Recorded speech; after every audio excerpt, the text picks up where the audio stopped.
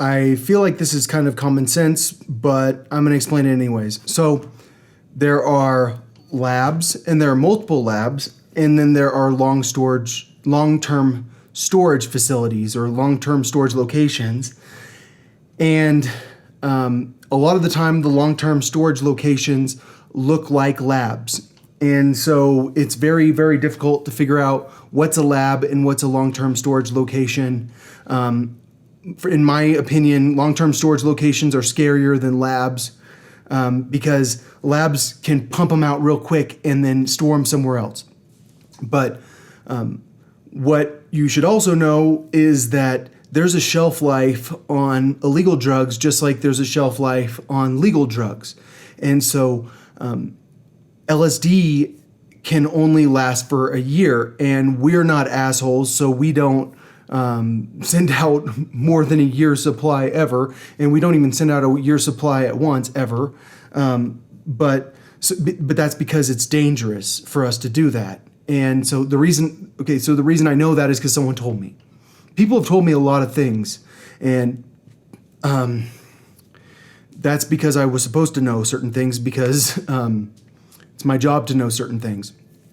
So when a drug lab pumps out, they don't have to do it for very long. They can move it all within like a month or so, and then can go somewhere else where it can sit for 6 months. But once it hits the market, when the drug lab drugs hit the market, it tends to be older drugs first, and then the newer drugs come second. So at this point, you guys are wondering how many labs are there, and my answer is I don't know, and I would never tell you anyways.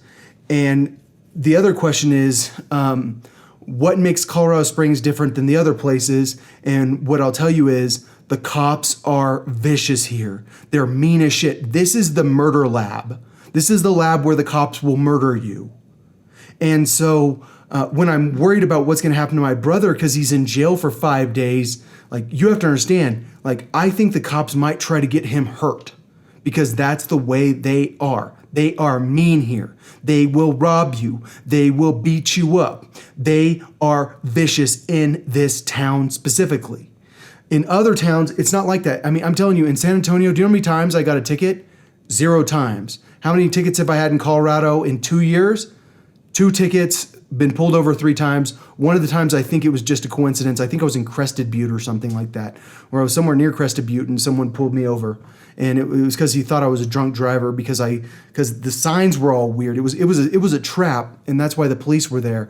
But the second time I got pulled over in Colorado, that cop was shit-faced. He was super drunk. It was like in the morning, and he was a drunk cop in Denver. I don't know if it was just a coincidence. I'm not sure.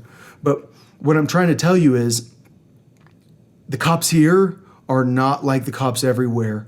And a lot of the time, it's a lot better to be near a drug lab than to be near a storage location. Because if you're near a storage location, that's when they get vicious. I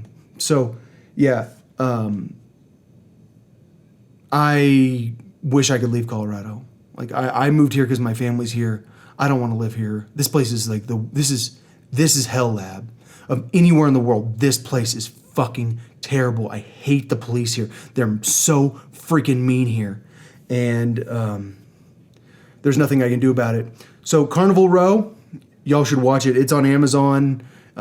It's got Cara Delevingne in it, and you get to see her almost naked, just a little naked. But that sex scene is that was very well done. But it's not about the sex scene. You don't get to actually see her naked. That was a terrible reason to watch it. What I'm trying to tell you is that show is freaking good. Like, it's actually good. I'm enjoying it. It's going to be nominated for a Vinox Emmy. So anyways, I'm going to go watch TV. Like, I mean, I don't understand this situation. Like, why are people harassing my brother? Like, does this mean that I'm going to get harassed?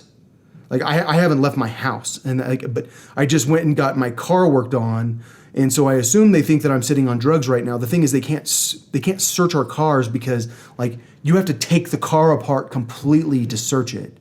That's the way that we store it. Like it's like you can't search us unless you have to catch us while it's being dropped off. And so I'm worried that they're going to do something terrible to me. Fortunately, I'm not going to drive anywhere anytime soon, but I'm pretty sure that I'm not actually sitting on drugs right now. But you never really know. Anyways, so shouldn't have got my car worked on.